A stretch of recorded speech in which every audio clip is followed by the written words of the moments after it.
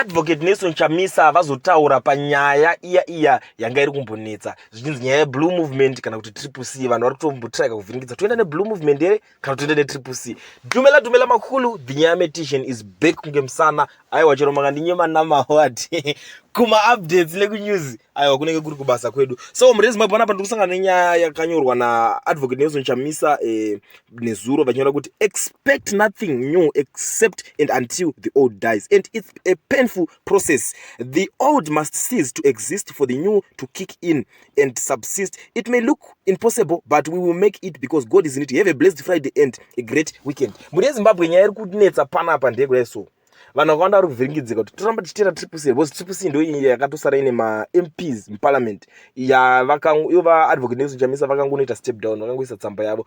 Vanhu vetriple C vabuda vachiti hazviite, hatisi kuzviziva zvokuti Chamisa akaita step down nekuti takangoonawo paFacebook nepatwitter ndo papakanyorwa izvozvo, asi isusu hana kutipa tsamba direct. Ndo zvavaitaura, it's like vari kuramba vachiti vairamba vachiti achiri wedu ndewedu.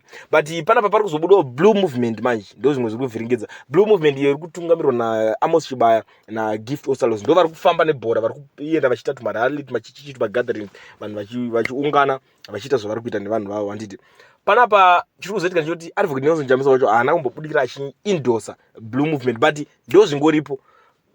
Vanhu vari kuti aiwa it's an obvious short because uko handiti makadzinga ma-MP makaita sese iye bva resigner obvious. Panapa pakumhanywa neblue movement sekumbotaruka kwazvakaita ichangotanga blue movement iyi pakambotanga panyorwa naAmos Chibaya akati advocate Nelson Chamisa is the president candidate for DAS nichipapa.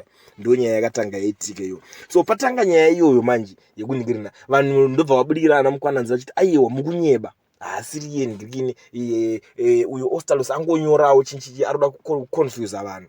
But takazoona kuti Ostalos anga ari serious pazvinhu zvaitaura pakuti ana mukwananzi vakazotosara vari kutriple C kuyelo ikoko ndobva vatera vari kuenda kublue movement. So panapa muRezimbabwe chikuitika ndechekuti vanhu vari kumaida kunyatsodzivisa kuti advocate Nelson Chamisa makanyatsofoma new party kana kuti muri kufoma new party neblue movement ringotenderera handiti. But zvinhu zvacho zvinenge zvichitoningirikina, zvineka kutoconfuse ka zvine zvichiitika because panapa ari kuti pari kunzi ngavachifoma kanga vachitaura kuti party inonzi chi kuti aiwa imi chimirirai, hatisi kutaura chinyowani, hatisi kuvhura new movement kusvika iyi yekudhara yafa kuroti triple C ndeyavo futika. Saka kutoti ameno chakuvhiringidza ndechekuti apa vari kuda kuita president wemapolitical party 2 here kana kuti vari kuda kuedza kuita sei. Ndo zvimwe zvinhu zviri kuita kuvhiringidza vanhu. But ivo sekutaura kwavazviita vakati hatisi kuzochimomirira kuexpecta zvinyowani kusvika izvi zvekudhara zvaita sei zvafa like zvakaitika kuMDC kwekwe. KumaMDC vakangosiya zvakadaro vangonotanga yavo new movement vangoenda vakadaro. But apa kuMDC inoratidza kunge yanga iri issue kana kuti case yanga iri serious, but iyi iri kuratidza kunge haisi kunyatsoatendwa serious kureva kuti maskillful avo aripo but zvineka kuconfuse vanhu mukati.